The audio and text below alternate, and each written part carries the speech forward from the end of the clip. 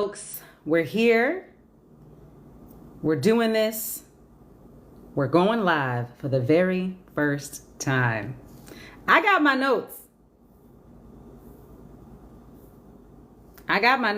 So we today are talking about the Deliverance and Tyler Lee Daniels. That's what we're talking about today. So come on in. We're going to give people a moment to get here. And then we're going to chat about all of the beautifully flawed moments of the Deliverance.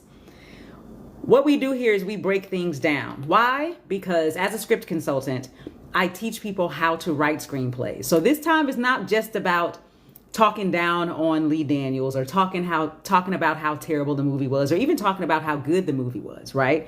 The point of having this conversation is so that you can learn from what you saw. Yeah. So we're going to critique. As artists, it is our job to critique. As artists, it means we will be critiqued. No one is above critique. And so we're going to look at this movie and talk about what went wrong. We can also talk about what went right. So as you're joining, always feel free to drop things down in the comments. Drop any questions that you have down in the comments. This is going to be real casual. We're just going to talk. Let me show y'all again for those who just got here. Let me show y'all my notes. See, I got notes. Notes. Notes. Ooh, child, I don't know if I want them to collaborate. IDK, if I want them to collaborate. Okay, so I'm learning how this whole TikTok live thing works. And supposedly, the more you click likes, the more it tells people that we're here and the more people that will watch or something like that. There's also a way for you to give gifts. So if you have that option on your side, use it. Some of y'all I know are new to this, just like I'm new to it. So we're all figuring it out together, child, because I don't know. This is my first time doing this, but I'm going to start doing this more often. I do this on Instagram all the time. On Instagram, they know how it goes down. We did a whole, 2-hour session talking about, what was that last Tyler Perry movie? Divorce in the Black. We did a whole 2-hour session on Divorce in the Black. We're going to try to keep it down to an hour tonight, though. Okay. Like, I know we don't have a life. That's why we're here on a Friday night. Don't tell nobody. So I know we don't have a life, but we're not going to be here all night. We're going to come in. We're going to talk about these big points, and then we're going to keep it pushing. So thank you guys for coming, especially those of you who created a TikTok account just so you can be here tonight. I appreciate y'all. We're going to start doing this more often. I'm also going to start doing writing sprints here. So for those of you who are actually writing and you're looking for some accountability, when I write, I'm going to come on live so you can come write with me. Okay. And then when we finish writing, I'll answer your questions that you have about the industry. And we'll do a little bit of that today too, after we talk about the movie. If you guys have any questions about, oh, you watching Rebel Ridge? One of my clients is in Rebel Ridge, so I have to watch it. Yay, go Shannan. So it's really great. I'll have to go watch that. I also need to finish up Reasonable Doubt. So for those who don't know, I do a talkback series with Reasonable Doubt cast and creatives. This Sunday at 6 o'clock on Instagram at The Professional Pen, we'll be talking to Jordan Crawford, who is a writer's assistant. So if you've ever wanted to know, what does a writer's assistant do? How do you become a writer's assistant? That's what we're going to be talking about on Sunday. And then we'll also break down the show. So I'm in the middle of episode 4 of Reasonable Doubt, season 2. So if you haven't seen it at all, you need to catch up and then come join us on Sunday. All right, we're going to give people one more minute to join as they figure it out, and then we're going to get into it. I mean, if you want to, you can go ahead and drop down some of the things that you were thinking while you were watching The Deliverance. Did you enjoy it? Why or why not? So if you haven't ever done this with me, I'm always going to push you on the why, right? This is if you're an artist. For those of you, that's my friend, it's my best friend. Hey girl. For those of you who watch for pure entertainment, this part probably doesn't matter to you. For those of you who are artists, whether you are directing, acting, writing, etc., it's not about whether you like something or dislike something. It's about why.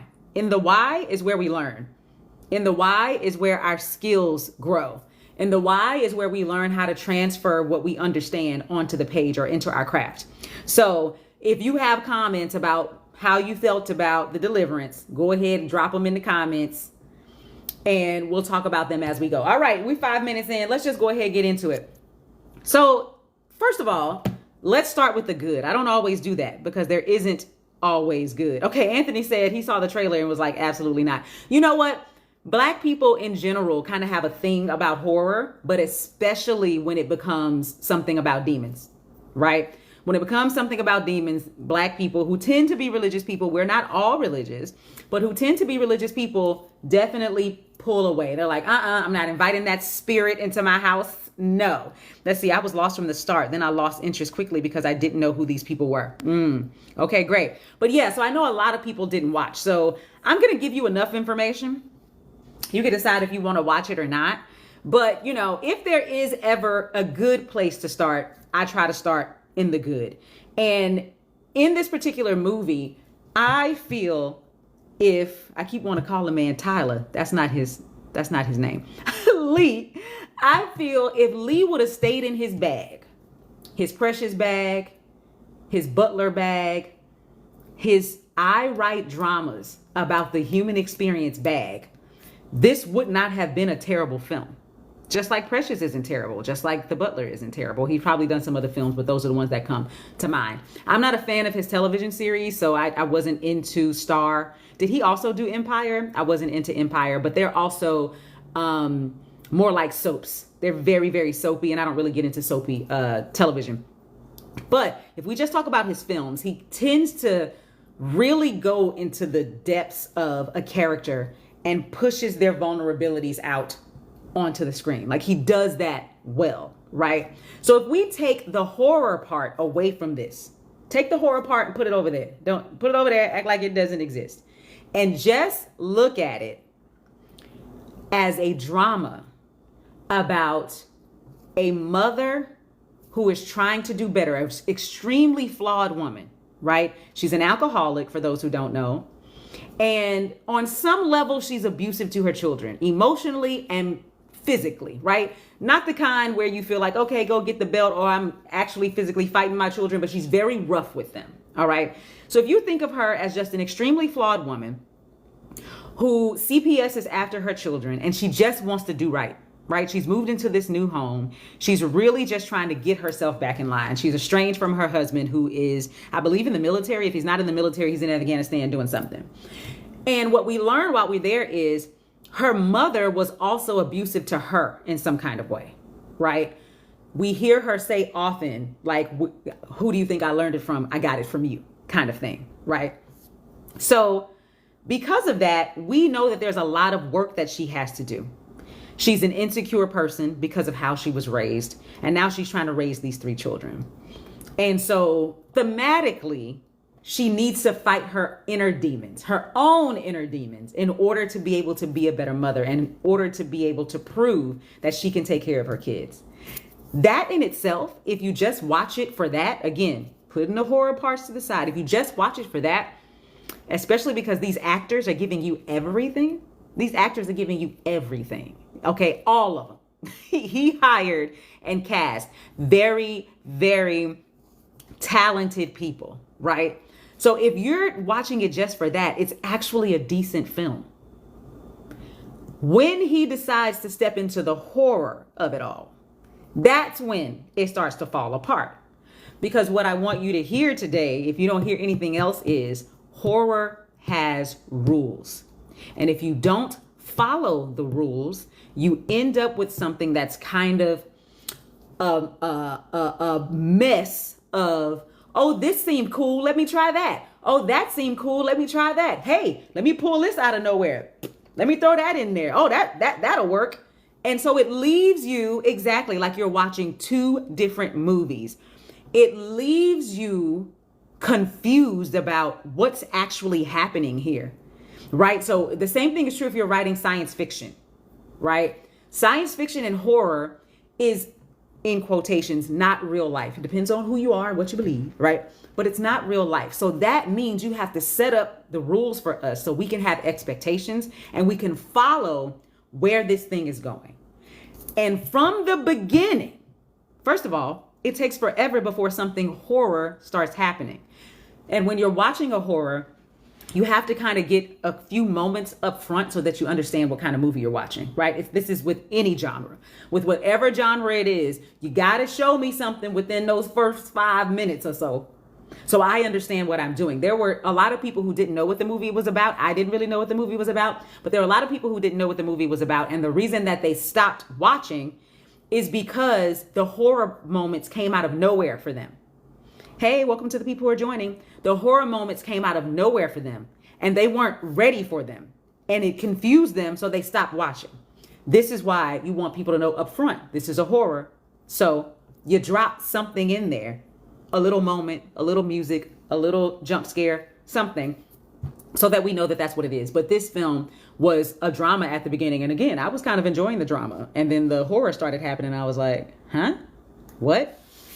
So if we think about the few horror things we saw from jump, one was the little boy kept getting called down to the basement. Only the little boy. And there were flies everywhere.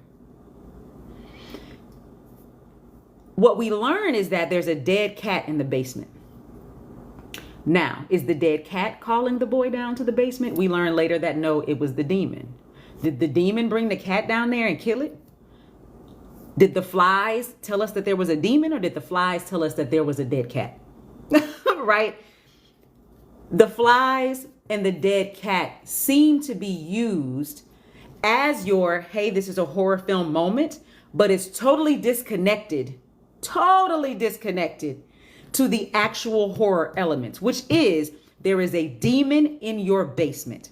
So Ingenue Ellis's character is our expert. She's our resident expert in this film. She has dealt with these kinds of things before. Okay. Now he sets it up that she's an expert, but she failed the first time and she also fails the second time. So how much of an expert is she? She isn't. But when we meet her, she's the expert. So she's telling us what the rules are. Okay. And from her point of view, the demon comes to the home long time ago, before they even moved in it, seeking out the innocence of the child, the youngest boy. Okay. The demon wants the boy. And she was brought in to get the demon out of the boy. She doesn't like to call that an exorcism, FYI. But she's brought on to take the demon out of the boy, and she fails at it. They aren't clear if the boy dies or if the boy just becomes the demon and the boy as the demon is what's in the basement, in the hole in the basement this whole time. I still don't know. Maybe you do. But even in that flashback where we're learning about the original demon, it is the mother who ends up going crazy and killing everybody. But why? The demon wasn't after her. The demon didn't possess her. It possessed the little boy. So we're already getting inconsistent rules as she's giving us the rules. If the demon is after the innocence of a child, then why is the mother going crazy, killing her husband and also killing her daughter? And then what happened to the demon child? So according to Ingenue Ellis's character, that demon child is still here and is now after Andra Day's child, right? That's why he is talking to the young boy. I can't remember their names. I'm sorry. Dre and Trey, possibly, which was already weird. Why are their names so close together? So similar. So I think her son's name is Dre, and the son that the little boy that already has the demon in him is Trey. So you'll hear as the son, Andra Day's son, is like in a daze.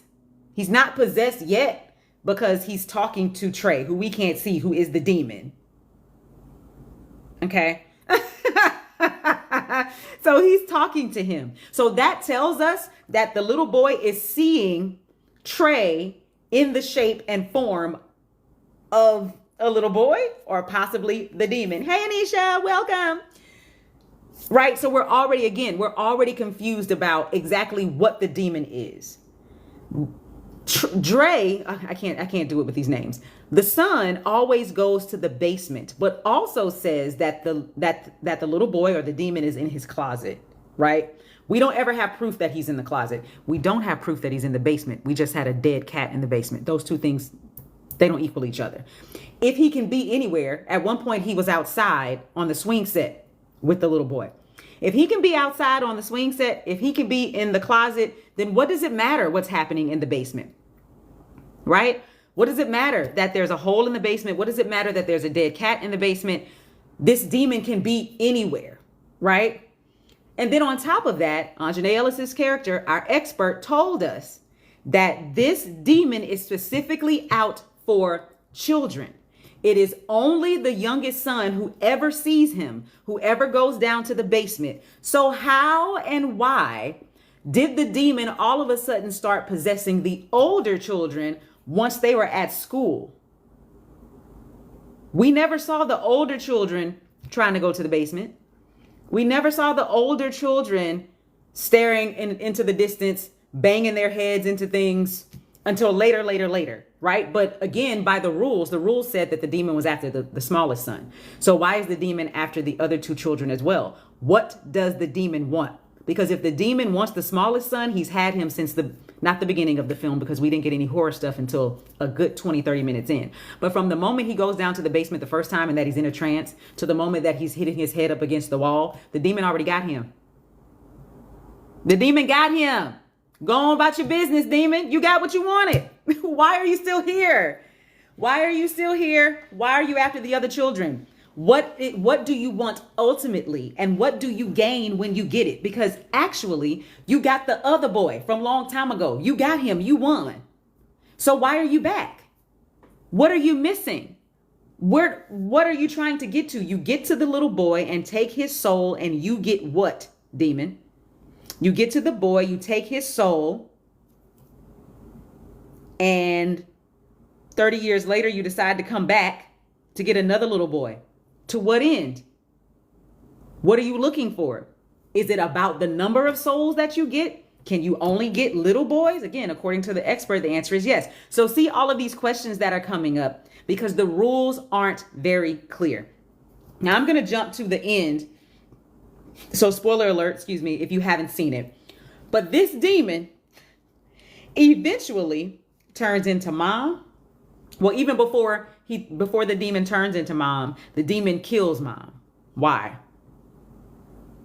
Why does the demon kill the mom? Because she believes in Jesus. She been believing in Jesus this whole time. Why did you kill her today? Because she has a cross on the wall. She put that cross on the wall a long time ago. Why you kill her today? What'd she do to you?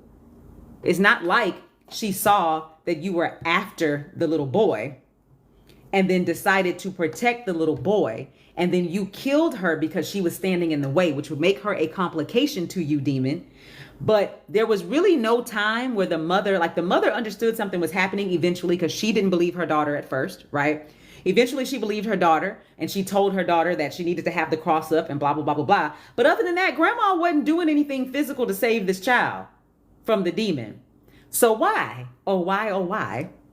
would the demon need to kill the grandmother? To what end? Is it cool for the show, for the movie? Yes, because Andra Day as a character has a tumultuous relationship with her mother, right? So to lose her definitely affects her emotionally. So I can understand what the mechanism is about killing the mom. We're going to kill the mom because then it puts her in a position where she has to deal with all of the bad things that have happened, all of the things she didn't get to say, and then now deal with this on her own to become a better mother than her mother ever was to her. Okay, cool, great.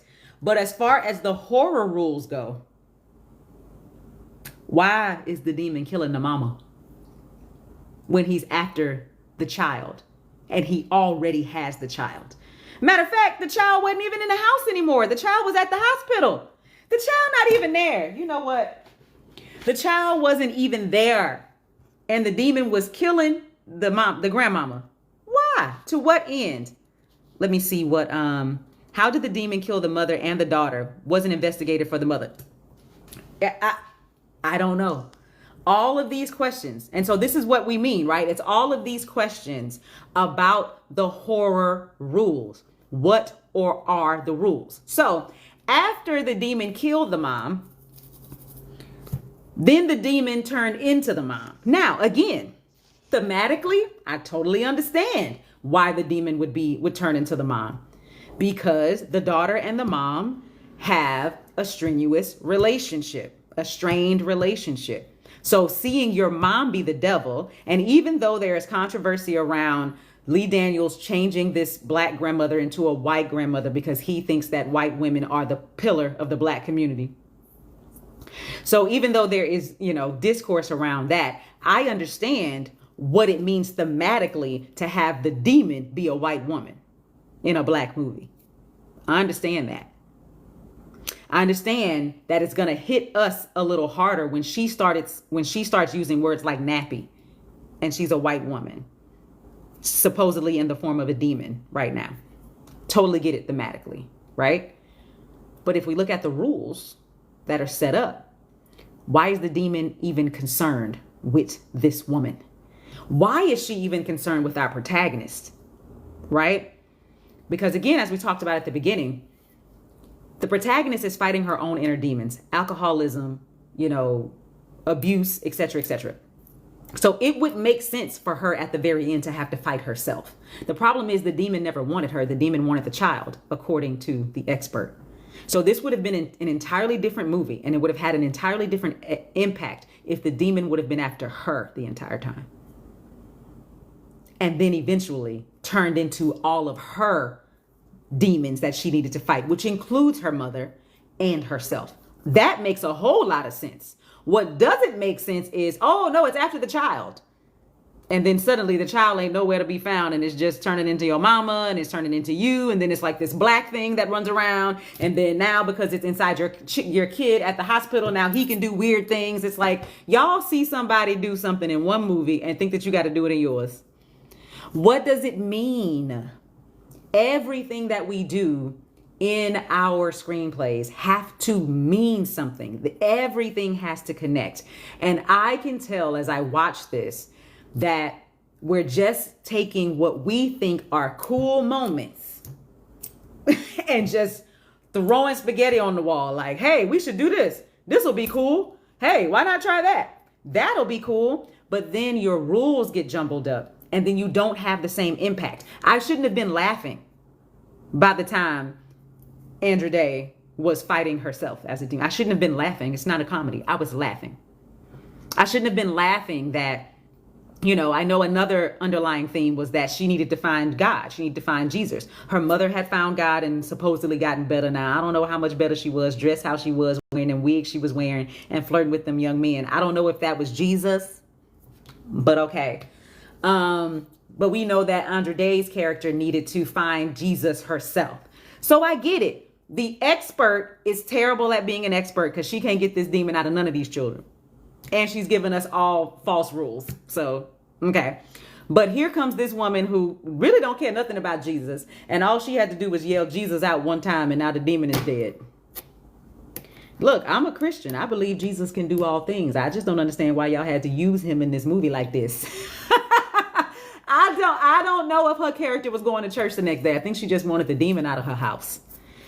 You know what I'm saying? And I guess, it burned up after she said Jesus. I'm like, okay, well, the expert said Jesus a few times. But according to the think pieces, she needed to find God herself. But I don't think she did any work to find God. That's my issue. My issue is that she used God, used Jesus just to get the demon out, but never found her own relationship with him. It's not like she got saved and then was able to, cast out the demon. It was, you can't have this cross in my house yesterday and today, Jesus. Now, granted, again, Andra Day did her thing. She was giving you everything she got.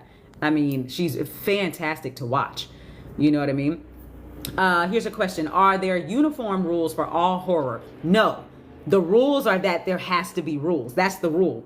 The number one rule in horror is that there has to be rules and you have to stick to them. That's the rule. So for example, if I'm watching Nightmare on Elm Street and somebody is seeing Freddy Krueger while they're not asleep, what are the rules? Because what you said was you have to be asleep. I don't remember, so just go with me here. But if the rules of Nightmare on Elm Street are that only children see him when he's asleep, teenagers, not adults. If an adult is suddenly having dreams about Freddy Krueger, if I'm watching Candyman, and how many times are we supposed to say Candyman? 3 or 5? I can't remember. But let's say it's 3 times. 3 times I'm supposed to say Candyman and he's supposed to appear. If I say him 1 time and he appears, what are the rules? If I say him 3 times and he doesn't appear, what are the rules? In A Quiet Place, if I hear a noise, somebody's about to die. If I hear a sound, that thing is coming. So now if I'm watching the movie and I hear a sound and nothing happens, it doesn't mean the person has to die because maybe they get away from it. But if one of those things doesn't come looking for you after I hear that sound, what are the rules? What are the rules? Right? So it's not that all horror films have to have the same rules. They just have to set up what their rules are and then play inside of it, because that's what makes it scary. What makes it scary is our expectation of the scary thing coming. But you only know that by the rules. For example, Paranormal Activity. As y'all can see, I used to watch a lot of horror. I don't watch it as much now. It's all become really watered down. But Paranormal Activity, the stuff only happened at night. It only happened at night. Every night. Right? So that means during the day, as I'm watching it, I don't have no feelings in my heart. I'm just watching it. Right? Like, oh, okay, she's trying to figure it out. She's seeing, evidence of maybe something happened, blah, blah, blah. Baby, that sun go down, I'm in my seat like, here, it's going to come. Here it comes. Where's the thing? Right? That tension, that fear, that's what makes it a horror film. Because you're starting to expect the scary thing because you've been told when the scary thing is coming. You see what I'm saying? So it's not just those jump scare moments where you open the door and it's like, something's there that you didn't think was going to be there. Not those moments. I'm talking about the actual. So even in Scream, if that phone rings and somebody says, what's your favorite movie? You better lock your doors. You better lock your doors because they're coming for you. Those are the rules. I was going to give another example. The Ring. Now, The Ring got me. The Ring got me. I was on the edge of my seat the entire time. Okay. I watched this on my college campus in a huge theater. Huge. On a huge screen. It's an auditorium, but I don't know why they came and they showed this movie there. By the end of that movie, people were literally climbing over their seats trying to get out of that place. Okay. What kept us on the edge of our seats is that it gave us the rules in small doses. We knew that something happens when you watch the movie. What we didn't know was what happens. We didn't know what happened, right? We didn't know if it was a certain time of day, if you had to get to a certain point in the movie. We didn't know. They showed us at the very beginning what happens to you if you watch the movie, but we didn't know that she watched the movie. All we knew was she was in that closet and her head fell off. That was so scary. He opened that closet and she was in there looking at, and then her head fell off. And we're like, oh my God, that's going to happen again. So we sit there in the entire movie like, it's going to happen again. All these people keep watching this movie. When is it going to happen again? When is it going to happen again? But we never saw the girl come out of the TV until the end. This whole time we thinking, oh, you just watched the movie and then your head. No, someone comes out of the TV. So we keep that tension and that fear throughout the entire movie because we're waiting to be told. We know something happens when you watch it, but we don't know what. So we're on edge the whole time. In this, I can't be on edge because the rules are all over the place. The demon can do anything, be anybody, be anywhere. It's the same thing as like superhero movies. If you watch superhero movies, they have to have a flaw. They have to have a kryptonite. If they can do everything, it's not as fun because that means they win everything. And movies are only good if there's a complication. Movies are only good if we actually think our person might not win, right? So if they can do anything, if they are never hurt, ever. What's her name? Captain Marvel. That's why she's so terrible. That's why she's not interesting, because she can do everything. She has no kryptonite. That's why she wasn't in most of the Avengers movie Endgame, because if she was there, guess what she should be doing? Fixing it all. So instead, there are other things happening in the universe. Yeah, okay. Well, you can't be here to help save the day, because either you'll save the day and the movie is over, or you won't save the day and it'll prove that you can't do everything, which then makes you even less interesting. And I find her to be the most uninteresting of all of them. What do y'all think would have made a better writer director for this film? I think Ava DuVernay. I don't think it's about who the writer or director is. I mean, I don't know if Ava DuVernay does horror, you know, so I can't necessarily say that she'd be good at horror. I don't know. But I do think it's just about, like, anybody could, Lee Daniels could have done it justice. I just think that he got really caught up into trying to scare people instead of actually scaring people. I think he just allowed the demon to go wild and just do anything and be anywhere. And it just was like, okay, like it just wasn't scary. I was laughing. You said, Latasha, hey girl, she says, I like Jesus being the answer, but her going back to her husband. And I felt like I didn't get enough information about what really went down with her husband. Like, I don't really know. I don't really understand. Like, did he leave you because you're terrible? If so, then okay. I guess I can understand her going back because she's the one who needed to make amends. She's the one who needed to change. But I'm also like, you hate this woman so badly, but you left your kids with her? You know she's an alcoholic. You know she abuses your children. But every now and again, you just call on the phone and send money via Cash App because you want them to get to a point where they can leave her. But you left them there, sir. You left them. You left them. So you right, Latasha. She ain't got no business going back over there. None whatsoever. Okay, I'm scrolling through, trying to see what your responses are right here. I'm curious, does comedy have to have rules as long as it is funny? Well, comedy in itself, sure, it's a genre, but every single film, every story has a goal, right? They're trying to do something. Being funny is not the thing they're trying to do. You know what I'm saying? Like, even when you listen to comedians, they're telling you a story and then the punchline happens at the end, right? So when you think of a comedy movie or a comedy television show, the comedy pushes it forward as in tone. You know what I'm saying? Like, it's meant for you to laugh. It's meant to be light. It's meant for levity, right? But at the end of the day, the characters are still trying to accomplish something. In this film, what sucks about the drama part of it that I actually didn't mind is that what she's trying to do is become a better parent. And so we're kind of watching her take small steps and, you know, get complications. So she falls back and then she takes another small step and then she falls back. And then getting the demon out of her child is now the thing that's going to prove that she can be a good mom. So I would say that's one of the things that they did well, right? Whatever your internal goals are, they need to be externalized because we can't see the internal stuff. So having to get the demon out of her child externalizes her ability to show, I'm a good mom, I care, I'm not doing bad things to my children, right? So that was the goal. He just decided that she was going to reach that goal in a film that had horror elements, right? He could have also just made it a comedy and still had that same goal. And the tone just would have been a little different. Yeah, that part of the ring was nuts. Yeah, I didn't find the deliverance to be scary at all. What was the supreme ordeal? What do you mean by supreme ordeal? Drop in the comments, let me know. Okay, so let me go through. I have a whole list of what my questions were while I was watching it. See, a lot of people say that they want to be able to watch movies with me. Some people won't have a good time.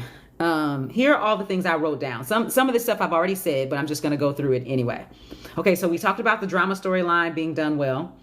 I said it's a flawed woman with a strained relationship with her mother and her children, and she must learn to forgive herself.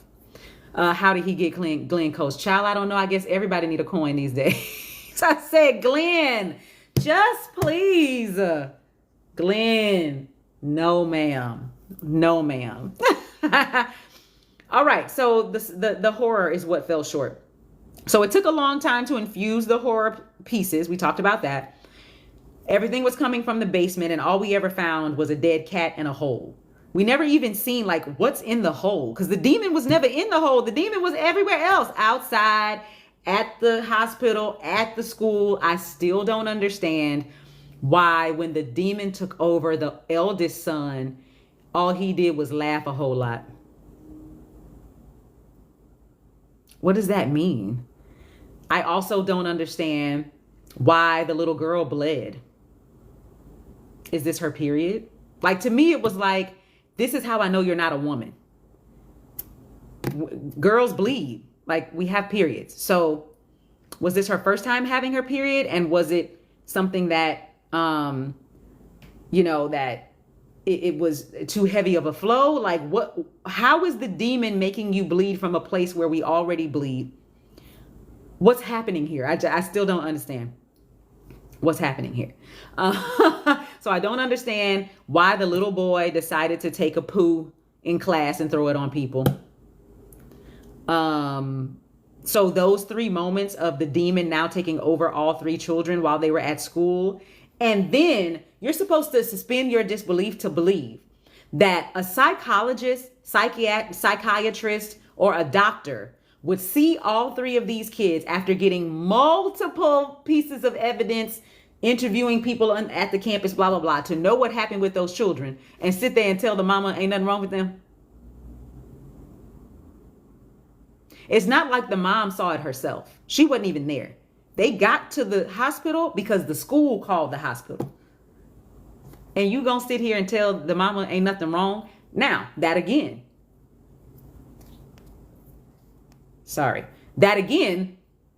is you deciding what needs to happen in your story instead of what naturally should happen and what makes sense authentically. What needed to happen was for the mom to feel gaslit. That needed to happen. But it didn't make sense for it to happen from people who are supposed to be experts in their fields to look at children. One was just heavily bleeding for no reason and now it's gone. And you're not going to look any further into that. One was taking a poo and throwing it on people and you just going to let him go home. That's just what? What? The same was true for when they finally did lock up the baby boy and put him in the psychiatric ward. And the psychiatrist on duty was like, you're scared to go in there with him? Yes. Why don't you know that? Why are you guys so disconnected from reality? What is happening? What's happening? I just didn't understand that. Let's see. Jordan Peele could have done a great job. Maybe. That Us and that Nope were just like this. Hey, this would seem cool. Why don't we do this? But that's disconnected from what we did before. I mean, we said the rule was this. It doesn't matter. Just do it. The best thing Jordan Peele has done has been Get Out, and everything else has been doing this. Because that man with them horses in that last movie, Nope, was the right title. Nope. He said Glenn's stock went down for a bit. Glenn will be all right. And he did Candyman as well. Candyman wasn't as bad. It had some flaws that I don't really remember because I saw it a while ago. It had some flaws in the rules. Again, it's always the rules. Excuse me. Anytime a horror movie doesn't do well, it's the rules. Just track them. Like, as you're watching it, write down what you feel the movie is telling you is the rules. Like, again, when you watch Scream, it starts off by showing you the rules. Somebody is going to get a phone call. The Scream person is going to show up and they're going to die. Now, from that moment on, every time the phone rings, you are afraid. It's giving it to you. Boom. Right there. Right up front. But I didn't think the Candyman remake was bad, but I didn't think it was, like the most fabulous thing. It had some moments. I said the rules of the original Candyman never made sense to me. Like in the remake of it, they tried to give it a little more backstory as to why he became the Candyman and why it's passed on to other black men and all this other kind of stuff. And this is my thing. You know, I love my people, but everything doesn't have to have historical context. Sometimes we can just suspend our disbelief and just live in a made up world. You know what I'm saying? Everything doesn't have to go back to slavery. Everything doesn't have to go back to the ancestors. Everything doesn't have to go back to Africa. Like, some things can just be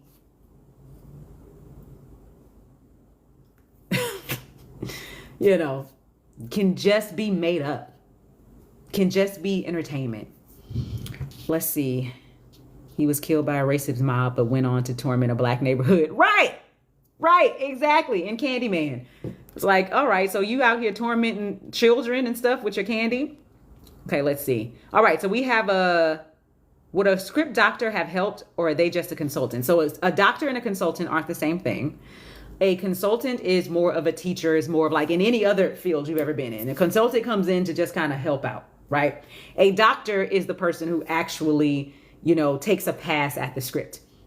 So either one of those could have worked out in this situation, even a different writer. You know, most people are rewritten in Hollywood. But when you have all of the control, like when you have a big name, you know, like Jordan Peele, or, you know, Lee Daniels has a, you know, a big enough name. I didn't pay attention. Somebody drop in the comments if you remember. This was on Netflix, but did y'all see who the studio was? Like where the money came from? You know, sometimes people get to a place where, you know, they don't have any checks and balances. But most people have the executives who are supposed to be checks and balances. But a lot of executives themselves don't really know a lot about story. They know what feels good, like they have this natural thing for story, but generally speaking, they can't really give the notes. I would have read this script and would have said all the things I'm saying to you right now. Like, the rules don't make any sense. The movie itself is not dumb and the worst thing that happened that's ever happened. The rules just don't make sense. If you clean up the rules, you have a better movie. And that's it. So let's talk about what the rules are.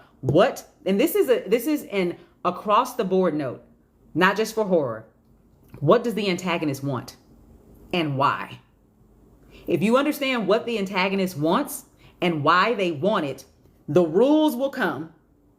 And if it's not, you know, a horror film where you don't need any rules, then the steps to taking down that bad guy will come. Because you have to know what the end goal is. If you don't know what the end goal is, then none of it matters.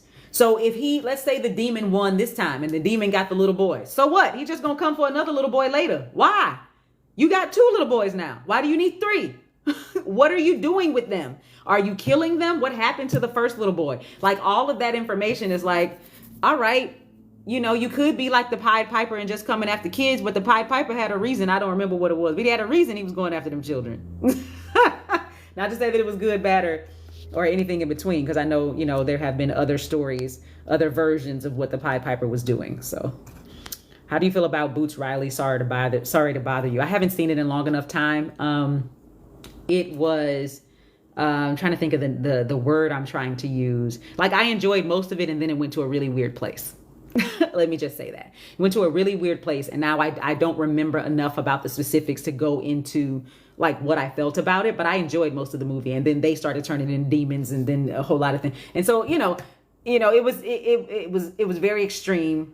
I'm not going to say that it didn't have to be that. He made the movie he wanted to make, you know what I'm saying? But it kind of went really far off the deep end for me, because again, it was like, this doesn't even seem like the kind of world that has fantasy or horror or science fiction or whatever you want to call it, elements in it. And then suddenly it did. And so that threw me. So instead of me going, ooh, this is really cool, everyone's turning into animals, I was going, everyone's turning into animals? So is this reality?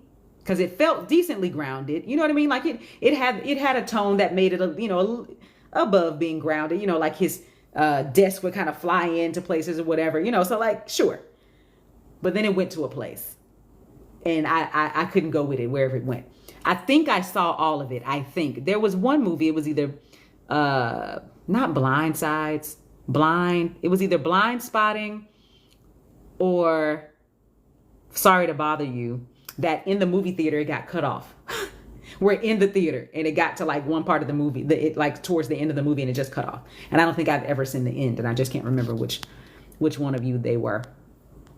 which one of them it was. All right, let's see. Hey, would I recommend this movie? What? The Deliverance?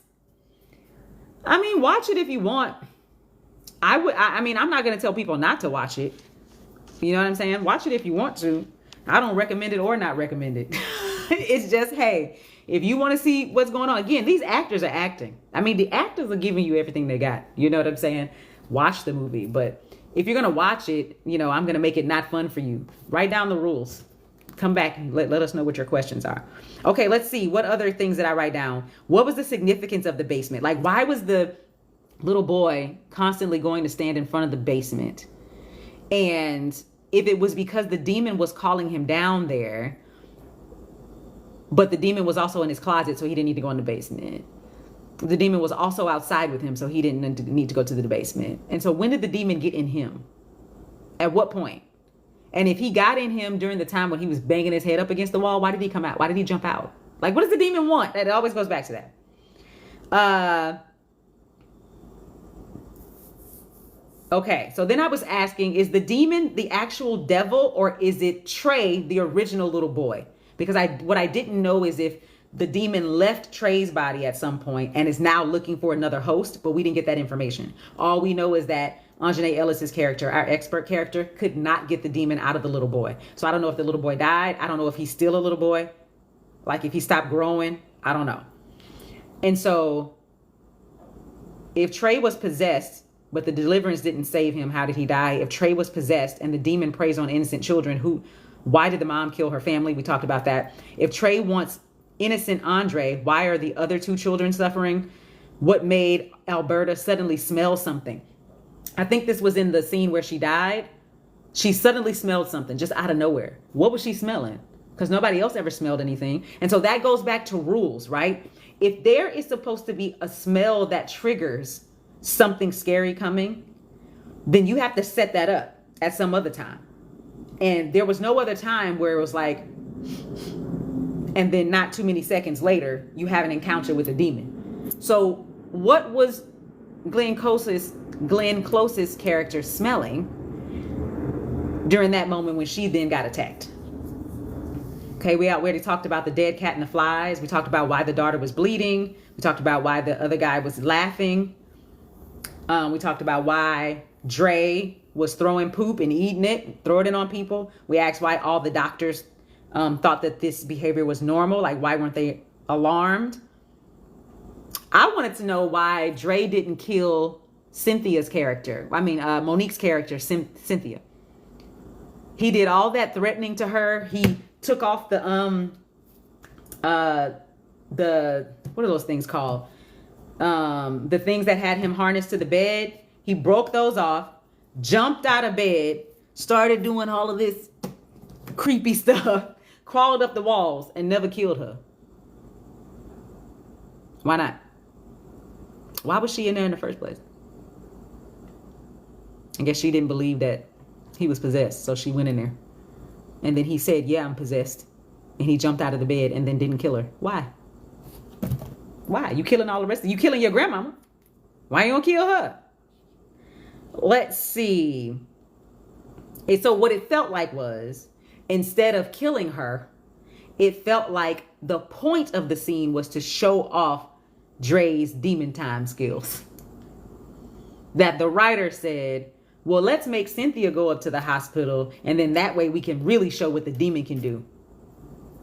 That's what it felt like, because it didn't push the story one way or the other.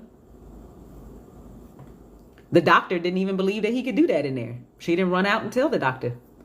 Nothing happened to him. After this happened to Cynthia, and she walked out and said to the doctor, something wrong with him.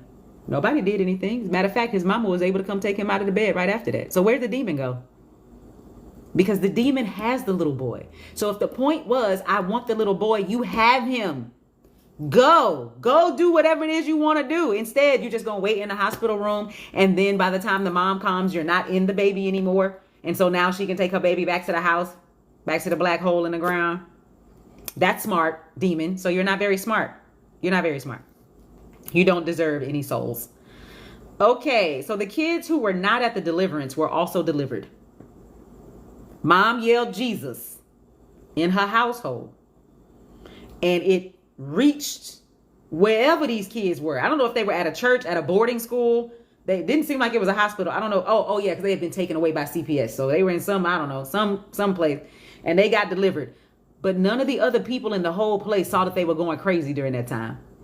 All these other kids in these beds next to you, and nobody hears this. Nobody sees anything. Oh my gosh. Why did the demon turn into Alberta? Ebony would have been more influenced if it had turned into her child, seeing as the demon took over her child. The deliverance didn't work twice. The name of the movie is The Deliverance. Anjanae Ellis's character tries to deliver two people, and she doesn't deliver either one of them. She's not very good at this thing. Then it becomes about Ebony and not the child. And like I said before, had it been about Ebony from jump, totally would have made sense. But it was about the child the whole time. And then suddenly by the end, it didn't matter. It wasn't about the child anymore. It was about Ebony's fight with her mother and Ebony's fight with her inner demons. And so that too was like, so does the demon want the child? Does the demon want you? Has the demon jumped from Trey, another child, to Andre, your child, just to get to you? Why? What are the rules? Let's see. They put the devil back in the same hole where he found Andre in the first place. Can't he just come back out of there? Oh my gosh. Let's see. So Ebony at the end had a cross that she gave Cynthia to wear. But Ebony doesn't even wear that cross. She was given that cross when she was a child.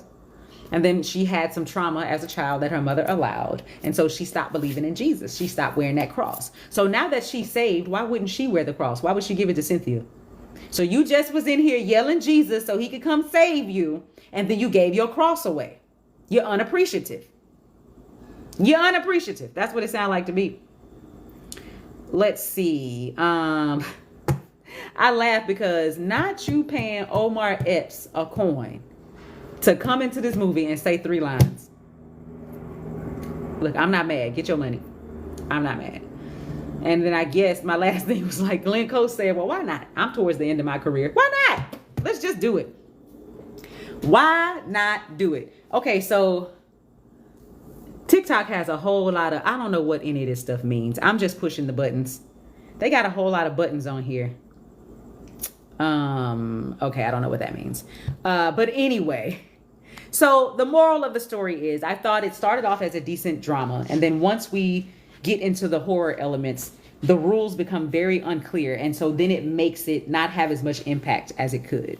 Again, not the worst movie I've ever seen in my life, but man, it could have been so much better. You know, whether you like to watch horror films, whether you like to watch things about demons or not, it could have been so much better had it just followed its own rules that it set. But instead, it just kind of was all over the place for me. Alienated the audience would have been an understatement. All right, sorry to bother you. Okay, I'm looking through here. Drop your questions. If you have any questions, we have about 7 minutes left, 6 minutes, 7 minutes left. So if you have any questions, whether it's about Deliverance or whether it's about screenwriting or the industry, drop them in and I'll answer them really quickly. Okay, Reese, if you could identify one rule for the Deliverance, what would it be? The one thing that I really needed to know was why the demon wanted the child and what was the end goal, so that I could understand if the demon was progressing or regressing, because that's what we're tracking when we watch films, right? Because again, the antagonist has a goal just as much as the protagonist has a goal. And we are tracking to see whether they're getting closer to that goal or further away from that goal. To me, it seemed that the demon had reached its goal way at the top of the middle of the film. Dre was already talking to him, already going to the basement, already seeing him in the closet. By the time he's throwing excrement and eating it, the demon has him. Movie over. Go away. You got what you wanted. Right? So that would be the biggest rule that they have to set, is like, what does he want?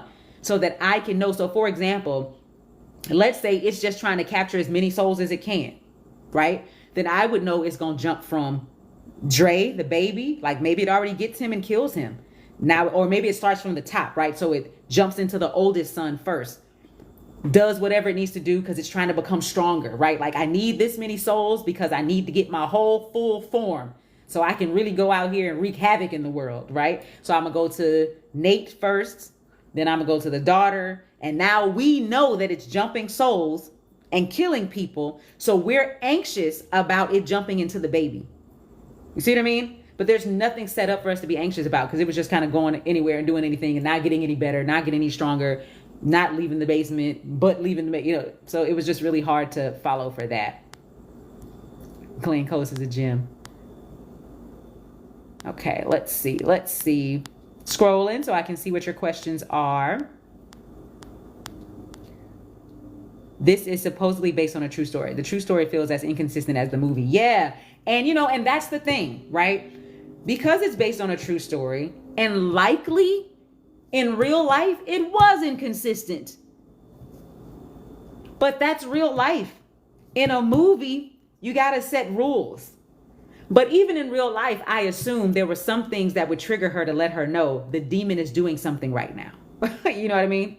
It might not have been the same thing, all the time. But that's the difference between something that happens in real life and you deciding to turn it into a screenplay. So it's the same thing, like we talked about earlier. Risa Tisa now has Natasha Rothwell, who's going to develop her story.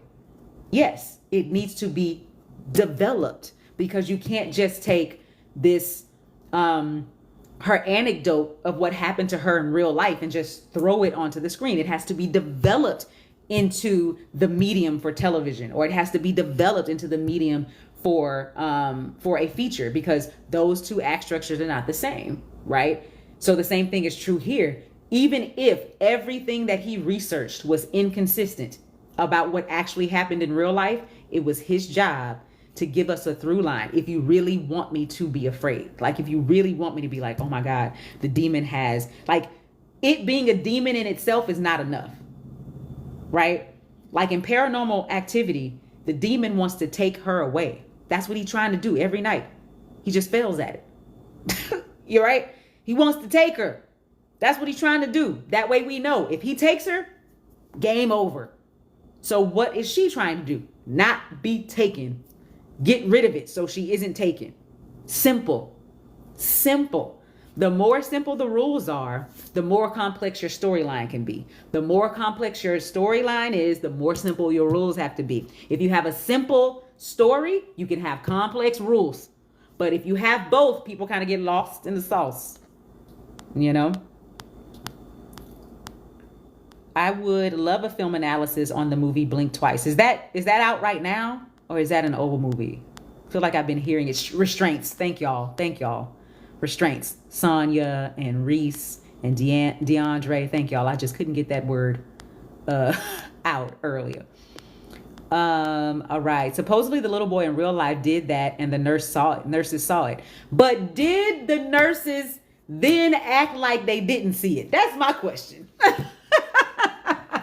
That's my question, because it didn't make sense in the movie. It wouldn't make sense in real life. If you saw somebody do that, would you just walk out, be quiet, and close the door and act like you didn't see it and don't tell nobody? Child, please. It's like, what? Everybody tried to act like nothing was happening. You don't see that child climbing the walls?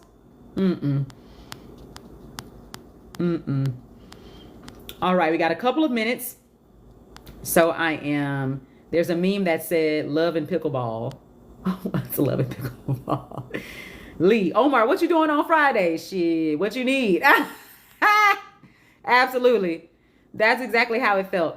What did the show get right? What was the big change in the film? What did the show get right? You mean the film? What did the film get right? I think what it got right was actors. I mean, that cast was great. What it got right was setting up the themes. Setting up like the larger overall issues that were going on between her mother, her children, and within herself. I think it did really well with helping us to know who she was, right? And I love a flawed character, so I love that she wasn't perfect. I hate that her children were suffering because of it. You know what I'm saying? But I enjoyed that she was a flawed person. That all of that stuff felt real to me. It's just really the horror that kind of ruined it. What are your thoughts on his creative decision to make the grandmother white? You know what? I think he should have kept to himself why he did it.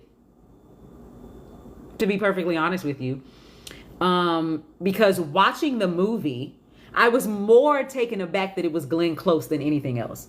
Like, I don't have a problem that there are white women in the world who present like that. Of course they do. We see them all the time. You know, maybe some people don't see them all the time, but they exist. That wasn't my issue. I think had she been any other woman, I might not have been so taken aback. You know what I'm saying? I might not have been so taken aback. But because it was Glenn, I just, all I saw was Glenn. I didn't see Alberta. So sometimes you could be too famous for a role. It's how I feel about Beyonce. When I watch a movie with Beyonce in it, I'm watching Beyonce. I'm not watching whatever character she's playing. You know what I mean? Like, sorry, I'm not. So that's how I felt. But her being white wasn't the problem. Like, if you are deciding that your protagonist is a biracial woman and therefore her mother is white, fine. Fine. That's reality. That wasn't my problem. It was more so that I was like, come on, Glenn. Come on. Come on, Glenn. Currently writing a Black Shakespeare adaptation. Awesome. Let's see. Any other questions? Because we're at 8 o'clock and we're going to wrap it up. I thank you guys for joining tonight. And I'm going to start doing this more often. Like I said before at the beginning, I'm going to start doing writing sprints. Anytime I'm writing right now. Okay, Blink Twice is in theaters now. I'll see what it's about and maybe I'll go see it. Anytime I'm writing now, I'm just going to come on live. Y'all come write with me and then we'll talk about the industry and we'll get some things going. Okay. But before I jump off, just want to make sure. Thank you. I like your reviews. Oh, thank you. Thank you so much. Beyonce can't act. She's trying. She gets a little better each time.